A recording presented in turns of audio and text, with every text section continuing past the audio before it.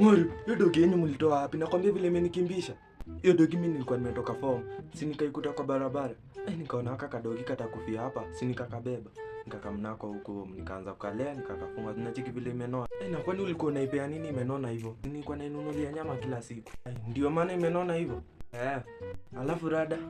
Mimi niko tu. Alafu maisha ya ghetto inakupeleka aje huko? Wewe wacha, maisha ya ghetto ni ngumu. Kwanza leo asubuhi nimefanywa sini. Kwani rada, Morris unajua ile jezi ya mimi ya black ya Arsenal? Naijua. Basi nimeamka asubuhi nikamwacha niifue.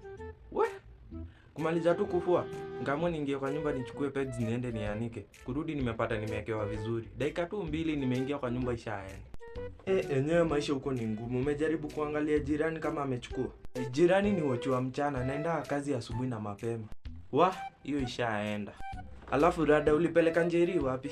Njeri ni ofala, niliona ako na ujinga sana, ati haizi pika. Si nilikusho Njeri ni fala, haizi kusaidia kwa maisha, ukajiona hapa.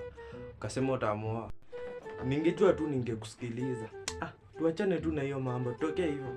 Si tutoke basi. Hebu angalia kama hiyo dogi iko hapo. Hakuna. Tuishie basi.